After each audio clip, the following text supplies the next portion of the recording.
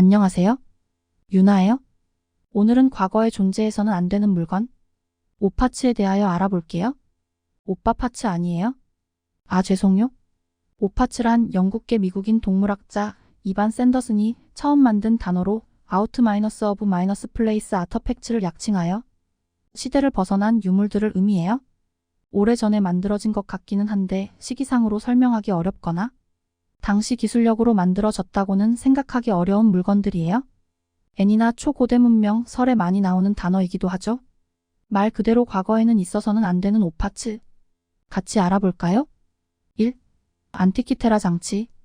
1900년 4월 해면 채취어선의 선장 디미트리오스 콘도스가 폭풍우를 피해 크레타섬 북서쪽에 위치한 안티키티라 섬에 정박하여 대기하던 도중 같은 배의 잠수부 엘리어스 스타디아티스가 섬 앞바다 해저 45m 지점에서 난파선인 안티키테라의 잔해를 발견하였어요.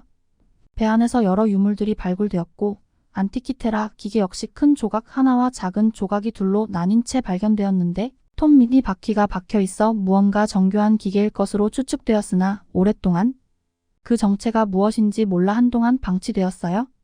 이 기계의 비밀은 1950년경 예일 대학교에서 정밀 조사를 시행하면서 드러났답니다.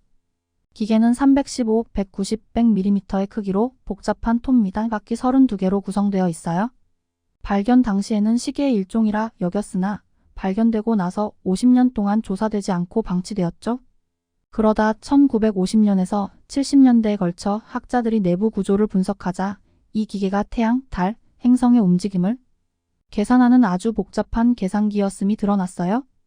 2008년에 영국, 그리스, 미국에서 전문가로 구성된 연구 프로젝트 팀은 새로운 사실을 밝혀냈는데 그들은 기존의 76년 칼리프스 주기를 나타낸다고 생각했던 다이어리 올림피아 제전의 4년 주기를 따른다는 사실을 알아냈어요.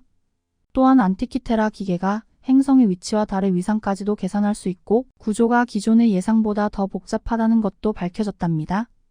위 구조도 자체는 실제 메커니즘에 대한 추정 도식 중 하나지만 유물에 새겨진 기호로 미루어 보아 행성의 움직임도 계산해냈을 가능성이 커요. 안티키테라 기계는 과학적으로 설계된 계산기 가운데 가장 오래된 유물이에요. 13세기 중동에서 비슷한 구조의 계산기가 발명되었는데 이는 1200년 이상 빠르기 때문이죠. 일부 미스터리 애호가들 사이에서 이 기계의 정교함과 복잡성은 18세기 기술 수준이라는 주장을 펼치기도 했어요. 하지만 기계장치로서 고대의 장치들과 근세의 장치들 간의 가장 큰 차이점은 태엽 등의 내부 탑재 등 동력원의 활용 여부에 있답니다. 탄성력을 활용하는 단순하고 원시적인 스프링의 원리 자체는 고대에도 알려졌고 기계장치에 제한적으로 활용했어요. 하지만 고대에는 존재하지 않았던 태엽 장치가 발명되고 그것을 기계장치 내부에 탑재시키면서 완전 자동화의 여명이 도달했으니 고대의 기계장치와 근세의 기계장치의 차이는 부품의 수가 아니라 바로 그 자동화 개념의 발전에 있는 것이에요. 그래서 단순히 구조가 복잡하고 부품 수가 많다는 이유로 안티키테라 장치가 18세기 수준이라는 말은 크게 잘못된 주장이에요. 아무리 복잡하다고 해도 안티키테라 기계는 어디까지나 고대의 수동식 기계장치에 불과하고 근세의 기계에 비견함은 당치도 않답니다. 달리 말하자면 14, 15세기 이후 등장하기 시작한 근세적 동력원을 활용하지 않은 수동식 장치의 제작은 고대에도 얼마든지 가능했어요.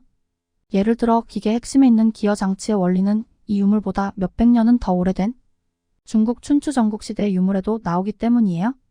결국 안티키테라 기계가 놀라움을 자아낸 이유는 오버 테크놀러지의 산물이 하늘에서 뚝 떨어져서가 아니라 고대의 여러 지식을 종합하여 만들어낸 산물이란 점이에요.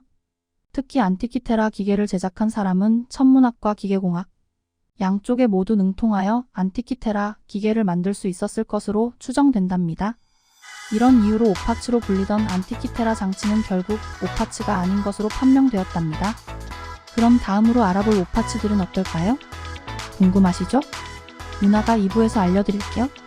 좋아요와 구독 꼭 부탁드리고요. 그럼 2부에서 만나요.